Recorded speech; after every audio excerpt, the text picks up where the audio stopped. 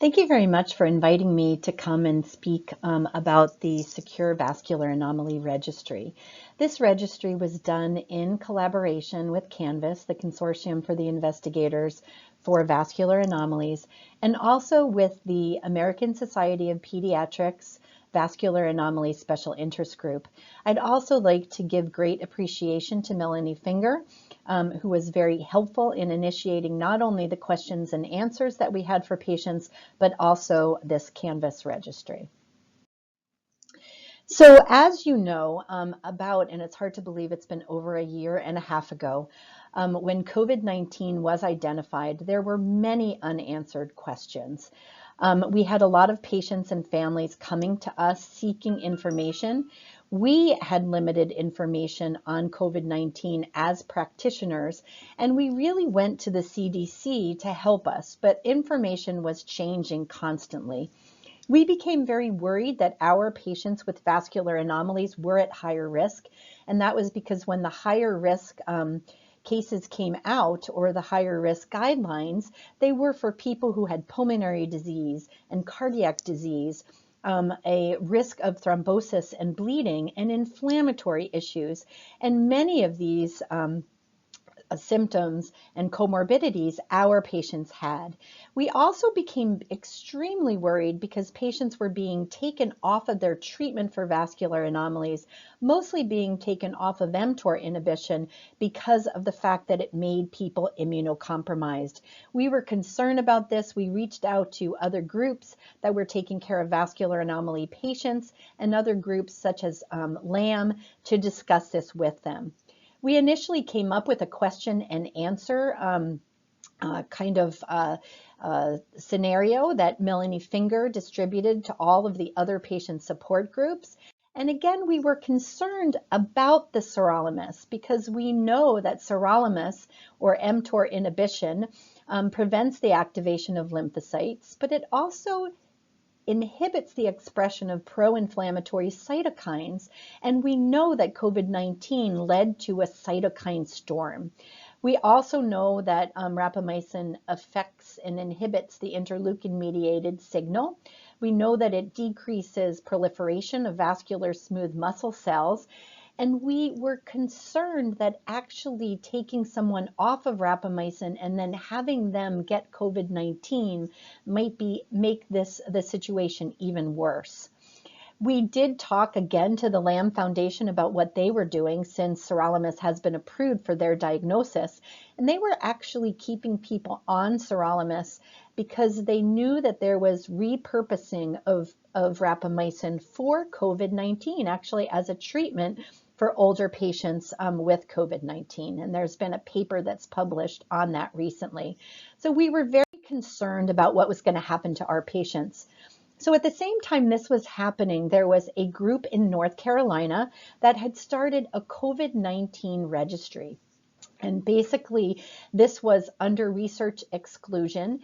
And this investigator was very willing to share his red cap and other things with us. And this Melanie Finger found. So again, very grateful for her to finding this. And so we very quickly, actually before I got to CHOP, created a vascular anomaly registry with the help of Kristen Snyder. This was started at CHOP before I got here. The intent was for it to be an international effort that required participation, and we wanted to gain a better understanding of the impact of COVID-19 on the health of our patients living with vascular anomalies. Again, the website was on the Comprehensive Vascular Anomaly Program website at CHOP, and it was updated once a week to look at diagnoses and how patients were doing, and some of the information I'll show you a little bit later. We did use de-identified information, and so the IRB at CHOP found that this was exempted, and so we didn't have to go through a formal IRB, nor did we have to have a consent. This was geared towards pediatric and adult patients with vascular anomalies. Initially, we felt that it would be better for providers to enter the data because there was limited information on COVID-19, and we thought that the data would be more accurate if providers were entering it. We wanted patients to be confirmed to have COVID-19 cases, and we wanted sufficient time to pass so that we could observe the disease course and also the resolution of the illness. So this is the countries and the states of residence. We had a lot of US patients, as you can see, just a couple from the United Kingdom and only one from Italy. The average age of our patients was 15. The median age was 16.5. The gender was about equal, with a prevalence for more females than males. This is the diagnosis by age and sex, and you see we are skewed more to a pediatric diagnosis, and that's probably because most of the sites that were invested were pediatric sites. We did have this through patient support groups, so we did have some adult participants. It was a bit harder to get the adult physicians to enroll their patients. This is COVID diagnosis by race and sex. And these are the diagnoses. And you see, we have to lump this a little bit better, but the majority of our patients had Klippel-Trenauney, and that was either a capillary lymphatic venous malformation or a capillary venous lymphatic malformation. We had patients that had GLA, patients that had GSD, small, just one patient had CCLA, and then a bunch of patients that had combined macro and microcystic lymphatic malformations, and others, as you see. We assessed comorbidities or asked for their comorbidities, and this sort of makes sense to us. Pain was one of the biggest comorbidity. Also, patients had coagulopathy, they had bone disease, lymphatic blebs, and others. They also had some other comorbidities relating to other disorders, such as diabetes, kidney disease, headaches. The other was really related to orthopedic issues. And we wanted to keep track of what their home medicines were. You see that the largest number of cases, 21 of them, were on rapamycin or sirolimus, and 3 of them were on alpelisib, and there were some that were on Xarelto. We asked, was the medication held, so the medication to directly treat the vascular anomaly, held at the time of the diagnosis? And for most patients, the medicine was not held. For the patients where it was held, most of those patients, so 3 of them, were admitted to the hospital, and others had high fevers. The medicine was typically only held for a short period of time. We also asked, did the patient's vascular anomaly worsen at the time of the disorder? And you see here that the majority of the patients did not have worsening of their vascular malformation with COVID-19.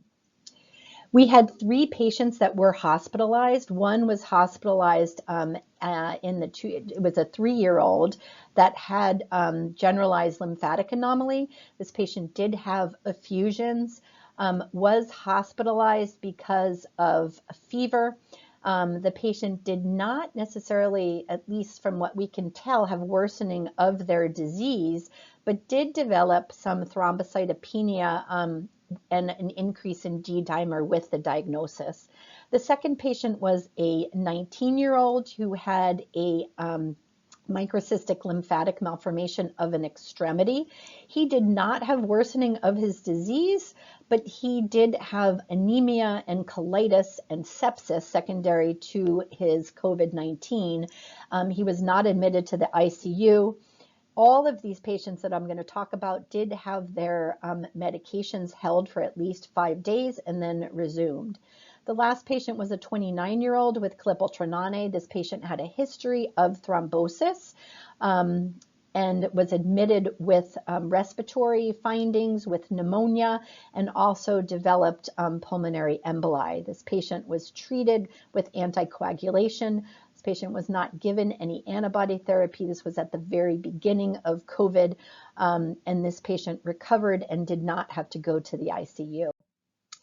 So our conclusions from this are that our numbers are low, but the patients did overall well, at least this small population of patients that we have that was mostly pediatric. Most of our patients were kept on their medical treatment for their vascular anomalies. Only 1 patient had a thrombotic event. Our plans are truly to expand this registry, and we almost will have to have a second registry. We feel now that enough is known about COVID-19 that we can expand this to have parents and families report this information. So that's what we're going to expand it for. We're also going to add additional questions, particularly related now to vaccines and side effects from vaccines, since those are questions that are coming up in our general population. And we're going to add some questions about the variants of the COVID-19 if this is available. We would so appreciate if you would enter your patients on this registry, and this is where you can find this. This is, if you actually Google CHOP and Secure Vascular Anomaly Registry, it will come up. It's very easy to do. It only takes about 5 or 10 minutes. And thank you very much for your cooperation, and we hope to have more information in the future.